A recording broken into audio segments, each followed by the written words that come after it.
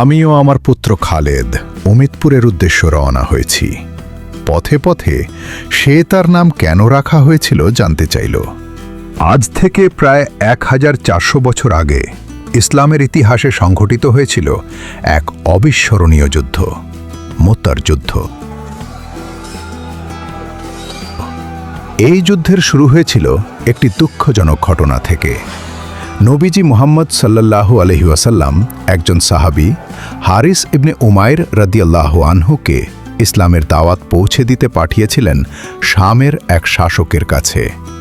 কিন্তু পথে এক অত্যাচারী শাসক তাকে শহীদ করে দেয়। দূতের হত্যাকে ইসলাম অত্যন্ত গুরুতর অপরাধ হিসেবে দেখে। তাই নবীজি সাল্লাল্লাহু আলাইহি ওয়াসাল্লাম প্রায় 3000 সাহাবী নিয়ে একটি বাহিনী প্রস্তুত করলেন। নবীজি সাল্লাল্লাহু আলাইহি ওয়াসাল্লাম যুদ্ধের জন্য 3 জন সেনাপতি নির্ধারণ করলেন। প্রথমে জায়েদ ইবনে হারিসা রাদিয়াল্লাহু আনহু, তিনি শহীদ হলে জাফর ইবনে আবি তালিব রাদিয়াল্লাহু আনহু, আর তিনি শহীদ হলে আব্দুল্লাহ ইবনে রাওয়াহা রাদিয়াল্লাহু আনহু নেতৃত্ব দেবেন। মুতা নামক স্থানে মুসলিম বাহিনী পৌঁছে দেখল তাদের সামনে দাঁড়িয়ে আছে বিশাল রোমান সাম্রাজ্যের সৈন্যবাহিনী, সংখ্যায় প্রায় 2 লাখ। মাত্র 3000 মুসলমান আর সামনে 2 লাখ শত্রু। তবুও সাহাবীরা ভয় পাননি।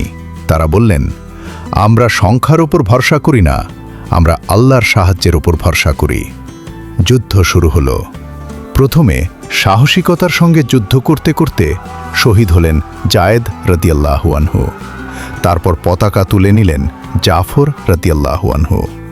তিনি এত সাহসের সঙ্গে, বন্ধুরা একটি লাইক ও সাবস্ক্রাইব করে দাও, যুদ্ধ করলেন যে তার ডান হাত কেটে গেলে বাম হাতে পতাকা ধরলেন, বাম হাতও কেটে গেলে নিজের বুকের সঙ্গে পতাকা চেপে রাখলেন।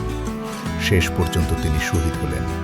তারপর আব্দুল্লাহ ইবনে রাওয়াহা রাদিয়াল্লাহু আনহু পতাকা তুলে নিলেন এবং তিনিও শহীদ হলেন।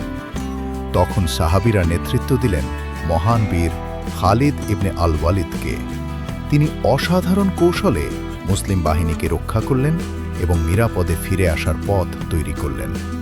এই যুদ্ধ মুসলমানদের শিখিয়েছিল, সত্যের পথে সংখ্যা নয়, ঈমান আর সাহসী আসল শক্তি।